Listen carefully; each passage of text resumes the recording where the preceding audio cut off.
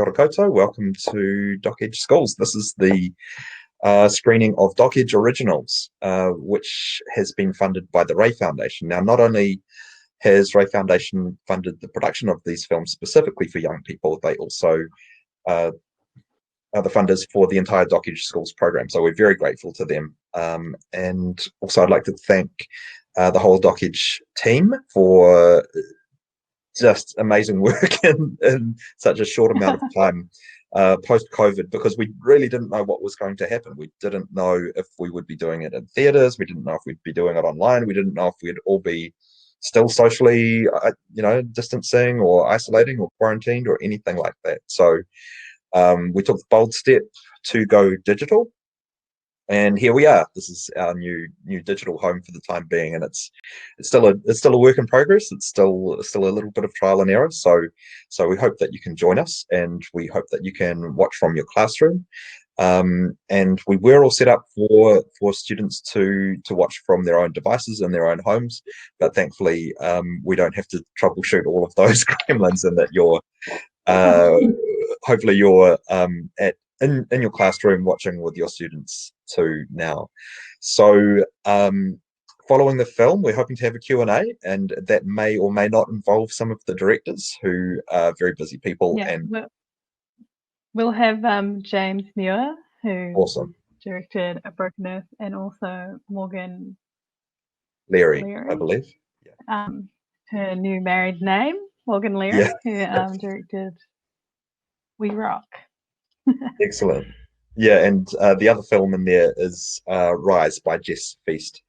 We had a bit of fun with working out who was going to be attending, because the producer's name is Morgan and the director's name is Morgan, and the last name of the director changed because she got married. So we had 3 Morgans we were trying to work out, but we got there in the end. So we'll happily welcome any of the directors, and from what I understand, James will be joining us to talk about his amazing piece, A Broken Earth, all hot out of the edit suite, world premieres. The only other place that it's been seen is in a Doc Edge and a Doc Edge Schools presentation here. Yes, I'd like to reiterate thanks to the Ray Foundation, but also any teachers or students who are joining us, you can ask questions in the chat. So watch the movie through, and any questions that come up as you come along, make a note of those and type them into the chat. Or if you want to come up on camera and ask questions, there's a little hand icon above your chat window, and you just press that, and Alicia will bring you up on camera, and you can ask those questions in person. Okay. So, Alicia, if you can find us the link for Doc Edge Originals, we'll have that there for everybody to click. First of all, though, and Keith, yeah, thank you. So, yeah, you go, Alicia, you go. No, nothing. I was just going to make a joke about Keith being my Sasha Fierce to my Beyonce. Yes, lots of alias and alter ego superhero in the shadows. Yeah. Okay, yes. So after the screening, we're going to have a Q&A, and you can ask the directors any questions that you have, and yeah, we'll look forward to having a conversation with James Muir, the director of A Broken Earth. Highly recommend viewing. Tell your friends that this is playing in the main festival as well, and any teachers out there who want to see more from the Doc Edge Schools, more from the Doc Edge program, tickets are also available for purchase. These are just 12 out of 83 films, so get amongst it. It's going to be a great fest. Cool. You got any thoughts on the movies here, Alicia? Morgan Leary is going to be joining us too. Great. From We Rock, and yeah, I thought it was really cool to ultimately see people find their passions and then pursue them and fight for what they believe is right. So I think ultimately that's kind of a theme in all of the films, you know. It was like empowerment, but also people taking taking action and like kind of fighting for what they want. So yeah, I love these films. Excellent. Okay, well, if I can get everyone to go to that link in the chat, schools.docedge.nz, film Doc Edge Originals, and click that link. That will take you to Doc Edge Originals. Now, you must have signed up already to be able to play these movies. So if you have any tech trouble when we are about to push play now, just email myself or Alicia. We'll put our email addresses in the chat room, and we can help you out there. Okay, so for the moment, hover your cursor over the Play Now button underneath the title, and on go, we'll all push play together. So 3, 2, 1, go.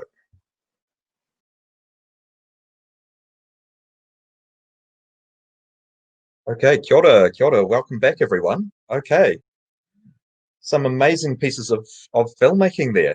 And we're lucky enough to have on camera Morgan Leary here, director of We Rock, and James Muir, director of A Broken Earth, which you've just seen. I'll remember actually that there's just a little message at the end of your short there, James, before we come crashing back into the Q&A. This was the beginning of Sarah Roberts and David Morrison's story. Their struggle for justice continues today.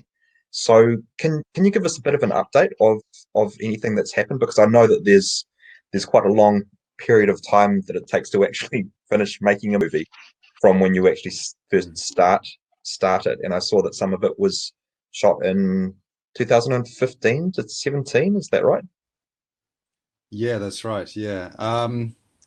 Yeah, when I say this is the beginning of their story, it's actually this story began back in 2008, 2009, and I sort of caught up with them and told a bit of their backstory through A Broken Earth, and now since everything that's happened from what you've just seen in that movie, Sarah has gone on to become a really strong advocate for changing practices around oil and gas, for bringing awareness around climate change and climate justice, to helping landowners and helping other people in other parts of the country as well keep oil and gas out of their backyard.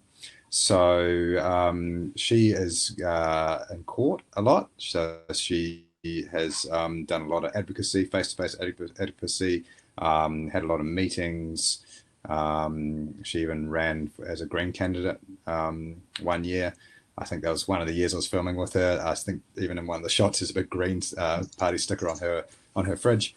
And now she's spending a lot of time in court and basically getting better rules and regulations and making sure that the council and the oil companies are being held accountable for their environmental monitoring. You know if she's doing that as a private citizen or as part of a non-governmental organisation? She is part of Taranaki Energy Watch, and Taranaki Energy Watch and Climate Justice Taranaki both do a lot of amazing work with in advocacy, and yeah, so it's as part of that organisation, Taranaki Energy Watch, that are going to court and taking these cases. Oh well, we're looking forward to seeing some progress there, because it seems like these fights are necessary to fight, and not a lot of people know that. In fact, in the background, that these conflicts are taking place, and people are having to literally defend their land against being poisoned. All right, looks like Morgan's finding a little back room somewhere. Feel like we're in a music video. Yeah. I like all the art in your house. It's great. Yeah, it's we're very privileged to get an insight into everybody's places and what their place looks like. Morgan. Right. Oh, cool. Okay, you're back on mic. Awesome. Yes, here I am. I just found a cheeky empty edit suite. Awesome. So James just gave us a little bit of an update about what the characters, what the people in his documentary are up to now, or how far they've come since they've shot. But what progress, if any, has there been with the characters that you interviewed, that you experienced, the Girls Rock camp, the We Rock movement, if you like? So a huge goal of the camp in New Zealand is to obtain, as much funding and support as they can to grow the movement into other areas, particularly out of Auckland. They already exist in Auckland and Wellington, but that's a next step for them, is to just, spread the love, really, which is super cool. And living in a COVID world, some of the logistics of camp can be challenging to organise at present, but I know they've got an amazing online camp going on coming up, a bit like how DocEdge has done, embraced the change. And I love that then's open up the accessibility to as many campers as possible. So that's super cool. And Edie deserves a special mention. She released the Hotel song, which features in the doco, and is, I hope, going to play shows when we can see her live. Nice. Cool. I'm gonna throw open to any teachers that might be in the room. If you have any students with any questions about the documentaries, please do feel free to type them in the chat. I know that the tech demands flicking between two tabs and so on, and a little bit difficult. But if you do have any questions, just fire them through. Alicia, did you have any thoughts about particularly a Broken Earth or We Rock? I'm trying to think of new thoughts. Yeah, I don't know. I guess like the same as I said in our little intro, it's really great to see people taking power and taking control. So yeah, we'll always feel pretty inspired by that. And yeah, it's interesting talking about gigs and who can go to live events and things like that. I think that people are missing it a lot, and it's quite exciting to see. I don't know if you all saw the Save Our Venues fundraising that particularly help musicians or music venues to stay open. So yeah, I certainly hope that people have the opportunity to showcase their gifts in real life for people. Yeah. Cool. I mean, a thought that I had, I used to help put on music gigs back in my day, but they were usually independent and outside of the mainstream. It certainly wasn't to make any money, because we didn't. But it was always about furthering ideas of social justice and actually getting messages out through art and through filmmaking and through music. Well, for both of you, what you're both artists in your own right in terms of being filmmakers. What role do you think that artists have in communicating ideas of pushing social boundaries and bringing attention to necessary social change? It's interesting you asked that. Just this morning, I had been pondering that very question, because I came across a photographer who was doing some exhibitions, and they were really large pieces of work. They were very expensive, and they were about highlighting climate change and social justice and the environment, and doing it in a very sort of abstract, artistic way. And it got me thinking about, okay, who's the audience? Who are they reaching? Their art is beautiful. How do artists are we really making much of a change when we're selling a piece of art for $10,000, whatever it is, for a big print? Who's that person that's engaging in that exhibition to go and then buy that piece of art? How much are they learning from it? And if they are learning, then, and you are reaching them, how much changing are you actually creating? So, I mean, I applaud the artist and the people who are engaging in their art to be approaching these issues, and I think we should be approaching it in every single facet of life. But can art really make a difference? And so the question was, I posed it to myself, and I started to reflect on my own practice. And yes, I think it can, but I think it needs to be, in order for it to be effective, we have to think about our audience first. who are the audience that we're reaching, how many people are we reaching, and how are we actually going to change and impact their lives? You know, are we offering them solutions, everyday solutions, or are we just offering them an ability to feel better because they've now got a beautiful print on their wall which reminds them about climate change? You know, so it really, you know, I struggle with this, and I think there's a bit of a fine line, and I think as long as we're really keeping our audience first, then we can make art have a really big impact on how we shape society's attitudes and actions around the things that really matter. What are your thoughts on that, Morgan? Yeah, I mean, the question was around the responsibility of an artist and the relationship between the responsibility of creating and how informed it is by social change, and that's just integral to more my personal practice. Representation is everything, and I think especially in terms of Girls Rock Camp, which was born out of the 90s Riot Girl movement, you know, as explained in the film, we're getting better and need have a lot of work to do, but we're in a changing social state of representation in terms of language. And I guess my big thing is language is really important, which I've tried to discuss in We Rock around mindfulness of language, in particular pronouns, and, you know, what's the future of Girls Rock? Why is it still called Girls Rock?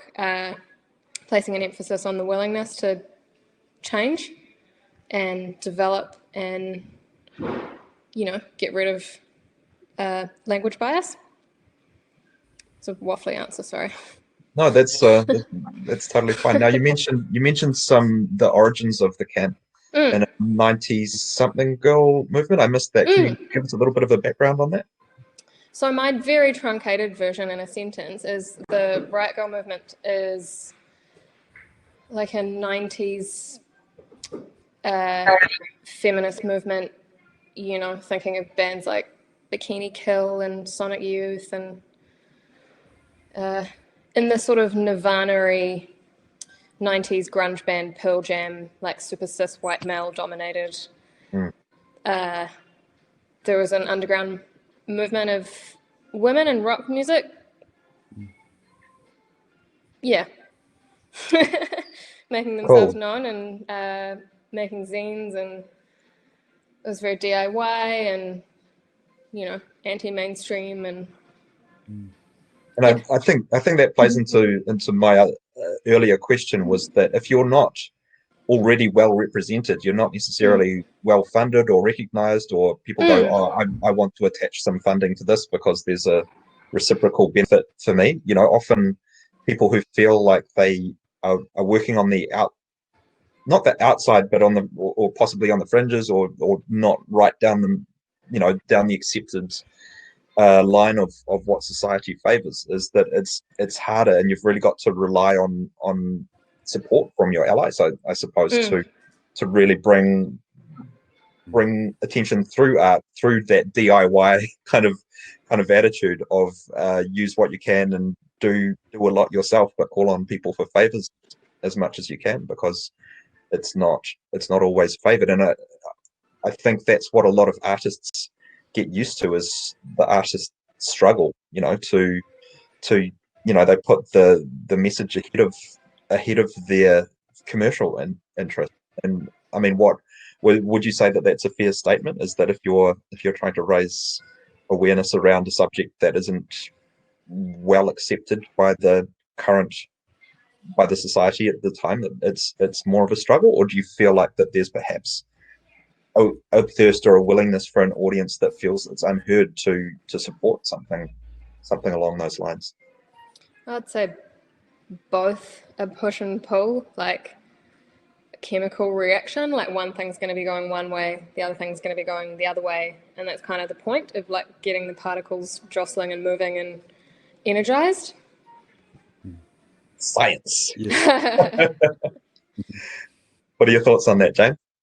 Yeah, I agree. It's there's a thirst for the truth, and yet there's also a reluctance to support or to have to support the unknown, or to or to have a platform for what could be the unknown.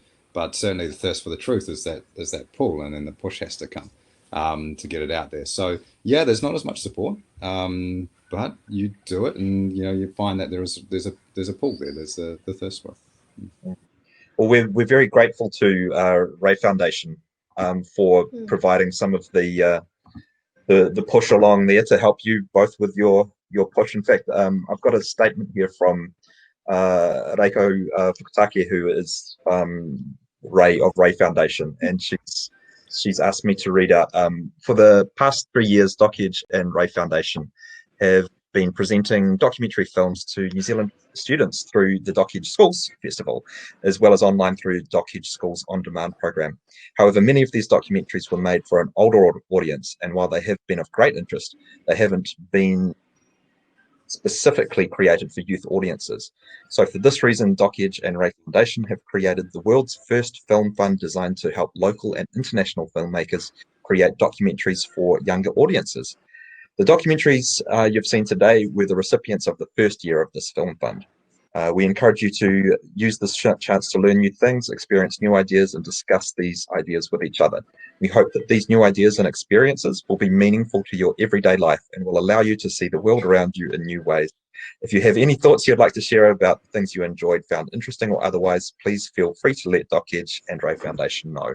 So that's a really sweet message. And Alicia, if you can put my email address up there on the chat, any teachers or students watching who want to ask any further questions around Ray Foundation and actually this idea of supporting artists to tell stories from outside the accepted mainstream when there is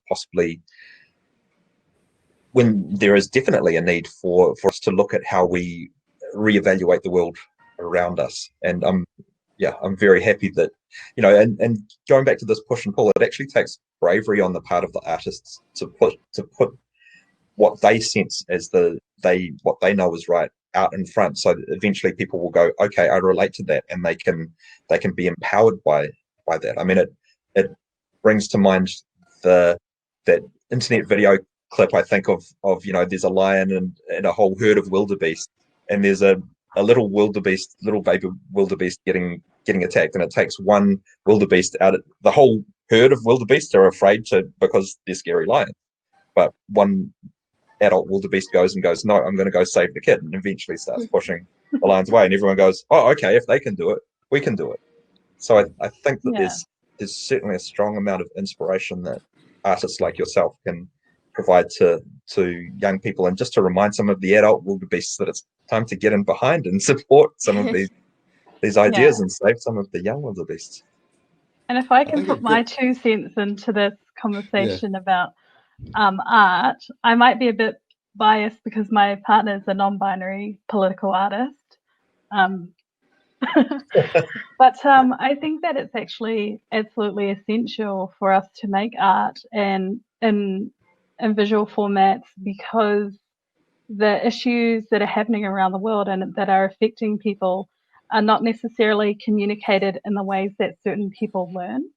So that's why I love documentary, because I'm like, if I can see it and hear it like that, boom, I've got it. But if I have to read academic text, it just doesn't. I'm kind of like, wait, what? So yeah, I think it's absolutely vital for social change, for artworks to be made and for documentaries to be made, because even I think of like the Pacific Island community in New Zealand, how it was people on social media who translated the COVID-19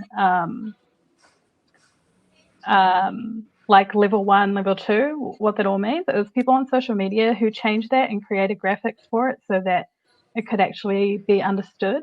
So yeah, I believe that, wholeheartedly believe that actually art is essential to social change. Fantastic. I think a good example of what your metaphor there, Matthew, with the wildebeest is Robert Fisk. I watched an amazing documentary in the festival last night called "This Is Not a Movie," and Robert is one of those people who has taken he's taken the side of the oppressed, and he's done that because and he says it in the movie. He says, "This is balanced journalism.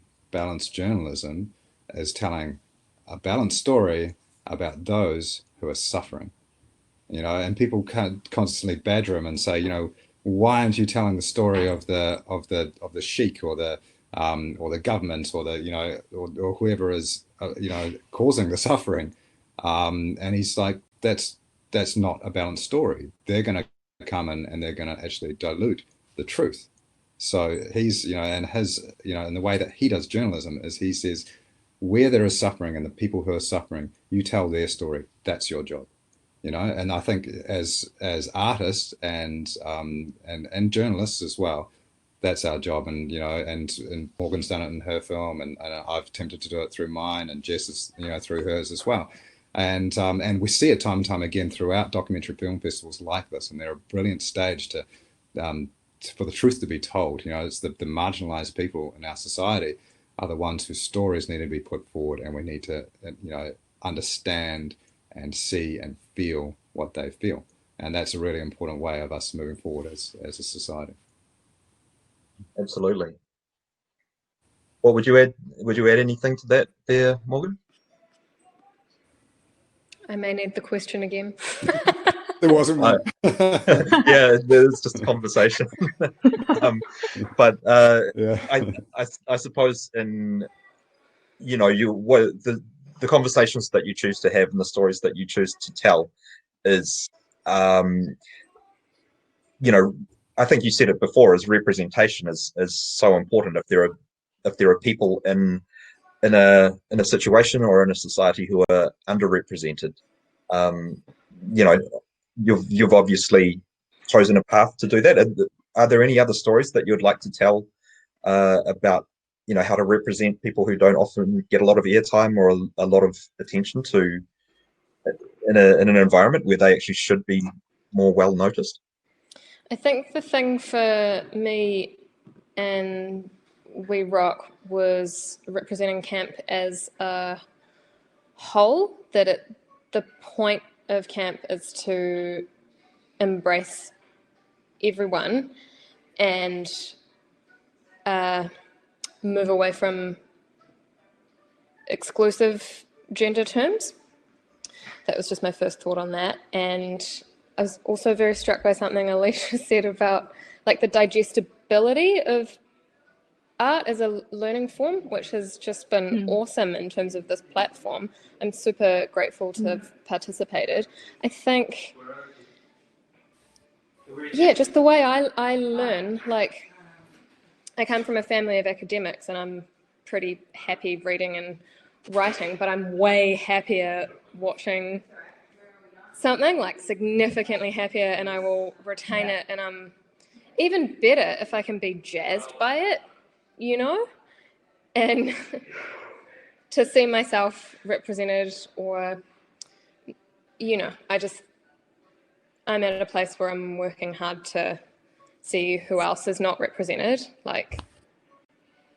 and then see where the gap is to fill it, i.e. my non-binary contemporaries, Yeah, great. Awesome. We're heading towards 2 p.m. and I know that there are people with schedules, including yourselves. But if you had any final thoughts, either about each other's movies or about in general telling stories to bring attention to particular issues, what kind of thoughts would you like to share with the students and teachers out there? I just feel personally really grateful to be amongst this platform of filmmakers and projects that I was actually able to work with youth, and they schooled me. Like, Yeah. I'm still young, and they just illuminated how much work I have to do on watching what comes out of my mouth to respect the person next to me. You know, I just have such respect for young people. Thanks for letting me film you. You teach me everything. Awesome. What about you there, James? Yeah, I think would like to say thank you to Ray Foundation for their support, and I really look forward to seeing this keep growing and evolving. We're the first cohort of films to come from this, and and it actually it's really great to get that support, and it's encouraging for for Morgan and I, and to to be able to see films out there, to have the support of Doc Edge and Ray Foundation, and it gives us that encouragement working towards new things. And as Morgan said, it's always fun working with young people. I've been a teacher before, and I learned just as much as from the students I was teaching as what I was teaching to them. So yeah, thank you. Magic. Okay, so before we wrap up, Alicia, have you got any final thoughts there? I feel like we've had a great conversation. I feel like students can feel inspired. I think, well, I hope they are. But storytelling is so important, and especially I would say to Polynesian and Māori students, like it's ancestral. It's just the way we've always been, is to tell stories, and we have the opportunity today with technology to be very creative in the way that we do that. So I hope we're brewing up some new storytellers in the audiences. Awesome. Well, I think Morgan and James and Jess's films are going to be great inspiration for the young people, and we also have an education kit. I'll actually share that with you both, James and Morgan, and get one off to Cool. Jess as well, so you can see how your films are making it into schools and inspiring some big questions about some big issues. Awesome. Okay, well, I think that's it from us. Would love to thank once again Ray Foundation for not only making Doc Edge Schools possible, but for making these films possible, as well as the entire Doc Edge crew, Alicia especially, and you, Morgan, and you, James, for joining us and taking time out of your busy day. We really appreciate it. Thanks so much. Thanks, everyone. Thanks, guys. Cool. Have a great afternoon. Have a great weekend. Catch you later. Bye. Catch you next session. Bye.